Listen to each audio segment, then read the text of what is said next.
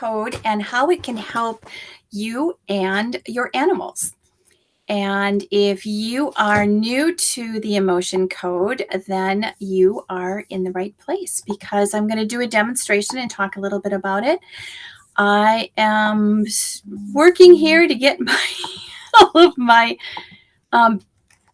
things going here. I sometimes struggle in the very beginning, and thank you for bearing with me. There we go. I am making sure that I'm actually online and that you can actually hear me, and that you are able to see how you can leave comments.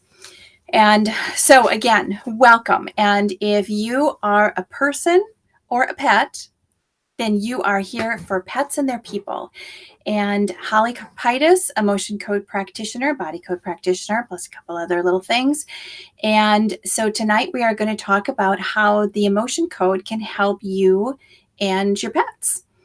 And if you are new to the emotion code, you see the book right behind me. It was written by Dr. Bradley Nelson. He is a retired holistic chiropractor, and he is the creator and I think the person that actually discovered the emotion code.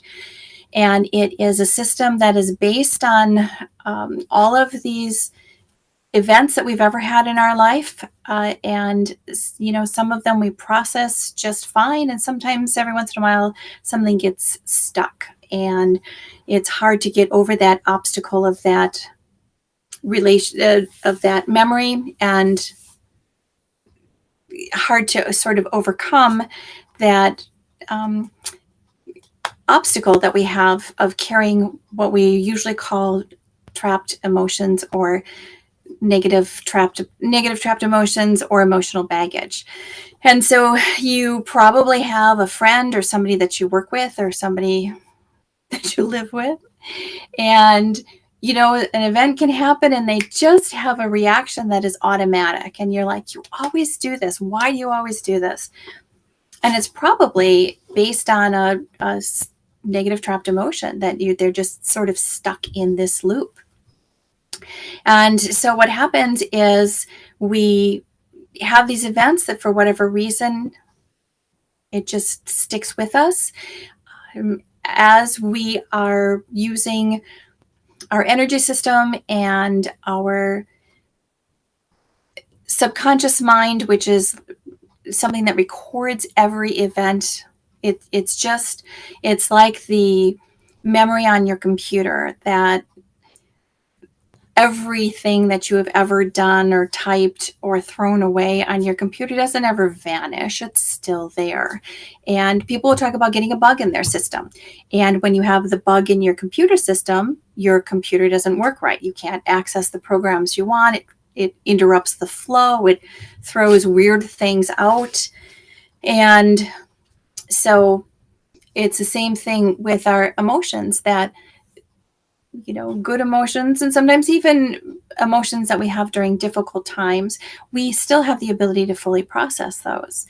But every once in a while, we just have things that we possibly misunderstood, or we, walked into an argument, or we were involved in a car accident, or saw a car accident, or were, even worse, the victim of a crime or some sort of abuse or traumatic event.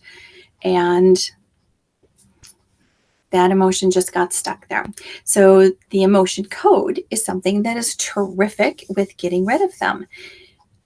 So let me show you the menu that we're going to be using. So this is the emotion code chart, and this is really where it's all based. And just trying to see if I can get my bottom headline off of there. And I don't think I'm going to be able to do it very easily without completely distracting myself. So as you can see, the emotion code chart has a list of emotions. They're divided into columns and little sections. And this is part of the process that we use in the session, is that as a certified practitioner, I'm able to go through and ask certain questions, yes or no questions. So you don't have to worry about trying to reveal anything, or having to retell a story or retell an event that is difficult for you to relive. So just by having these yes or no questions and being able to address them in a concise manner, that is what gets to the root of whatever those trapped emotions are. And I'm also a little bit distracted. I have someone that is supposed to be attending. I thought she was going to attend in person. I certainly hope she is. And so I'm sort of waiting for her to arrive before I go much further. So this is Petra and her little cat Sivko. We worked on them a while back, and Sivko has just had a major surgery, and so I was hoping that Petra would be able to come on live with us and be able to tell us how Sivko is doing, how Petra is doing. And so, Petra, if you are watching, do say hello and make sure you're commenting so that I know that you are here. All right, so part of what we're going to do is part of the ingredients with doing this demonstration or working with the emotion code with anyone that you work with, you need to have a couple of certain ingredients involved with the emotion code session. And number one, you have to actually volunteer or say, yes, I want to have the session. So we need, as a practitioner, I need to have your specific permission in order to do this. And again, the questions that I'm going to be asking are just yes or no questions, like, is there an event that got, that is causing a trapped emotion? And the answer is yes or no. And then I'll ask if I can release this trapped emotion. Can we identify the trapped emotion? Which column is it in? Which emotion is there more than one emotion? So again, you don't have to worry about having any type of reliving the experience. And I am just looking, my phone just beeped at me. I'm just looking to see if I'm getting a message from Petra. And I'm going to send her a message. So, and my messages are not working. All right, I have a phone that is near the end of its life. And so that's a new project for me, is to go out and find a new phone. The one that I liked, the brand that I had, Moto Z. I wish that they would make another one, but they're not. So, all right. All right, so now I've completely lost my place. I was totally distracted. All right, let's start over.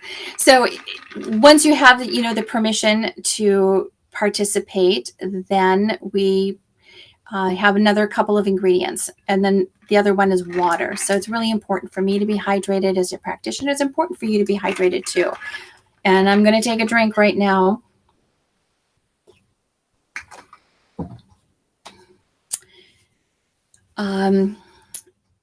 So in order to have our energy flowing and just make the system work better, having some water available is really important. And then it's also important after the session to be drinking water. There's a part that goes that is processing, and it's just really your energy system's readjustment.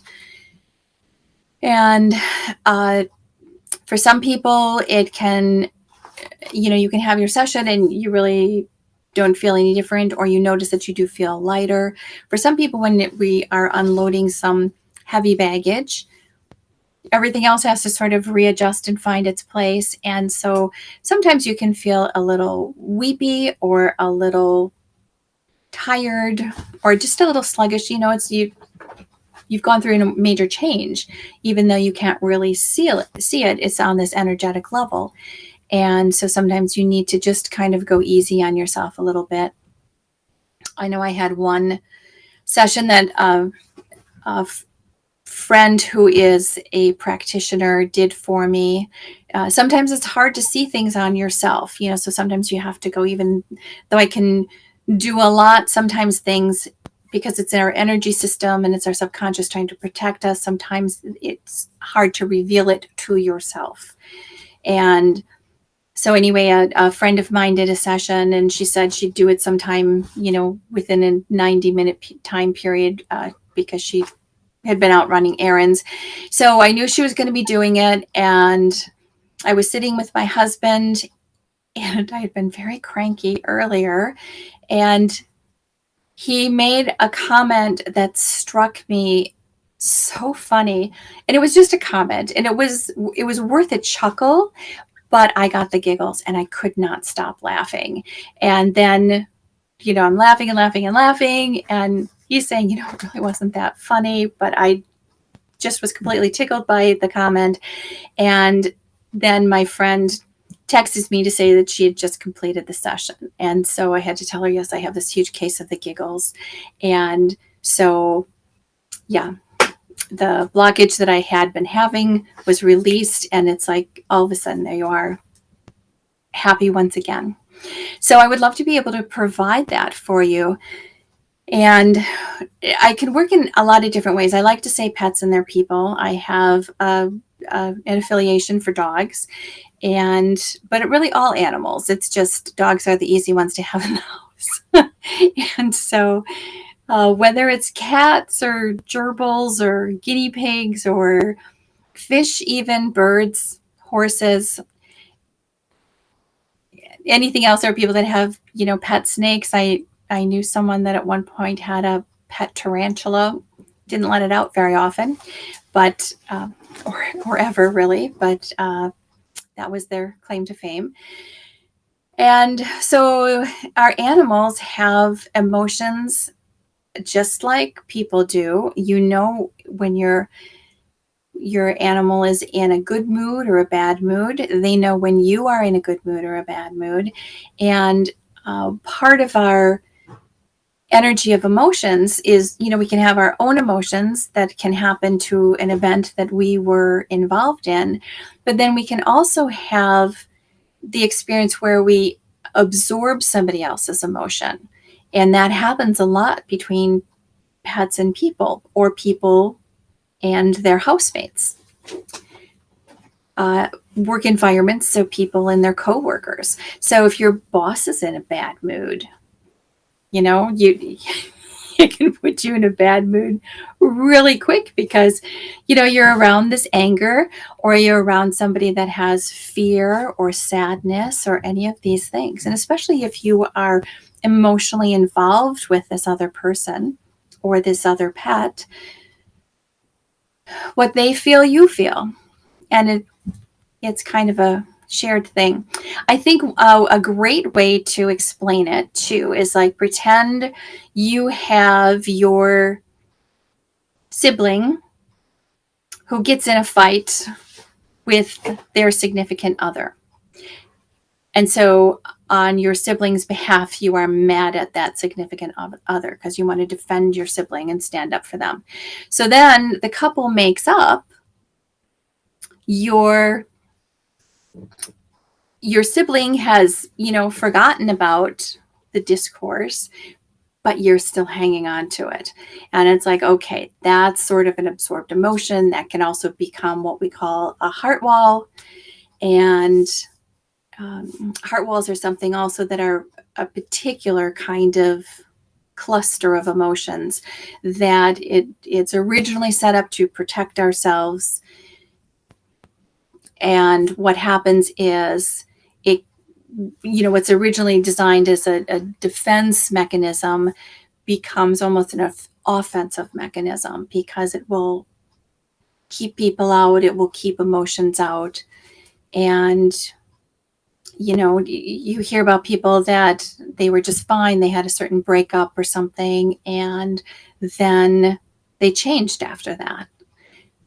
And that's a great description of a heart wall. And we can release those too.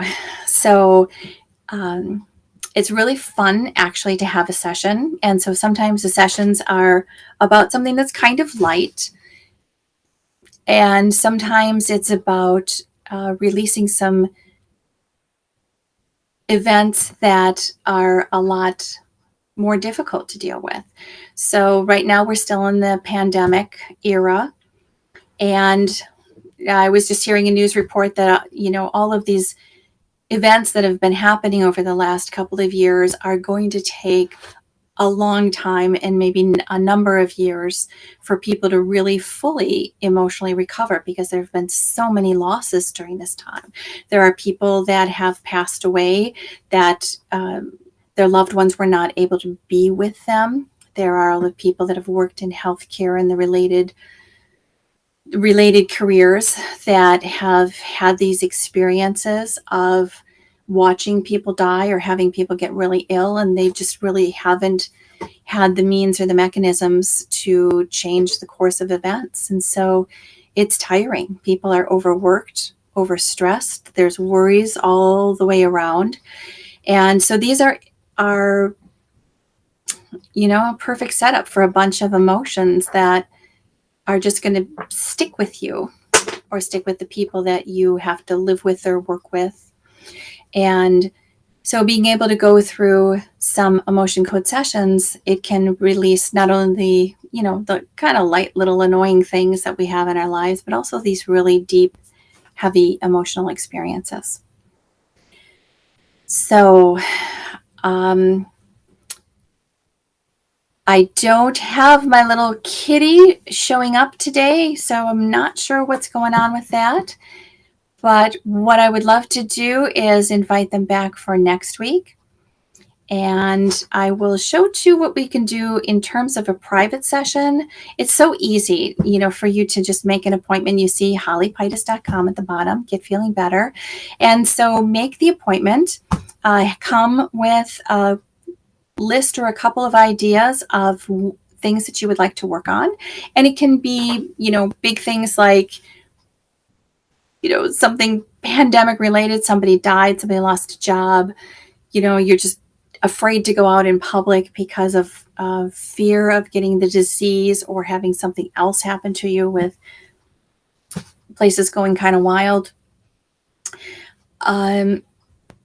And it can be something like, you're biting your nails, or you're drinking too much coffee, or you're drinking too much alcohol and you want to make a change. There's also some special smoking cessation programs that I do. So that's another great one. But everything that we do is very confidential and private, of course, unless you're on a Facebook Live with me, then everybody knows. But our individual sessions are very private. I also do some group sessions, and so those are great for like wedding parties and groups that you work with, teams that you are involved with, that there's sort of the team or group has a personality, and sometimes there's some glitches within that.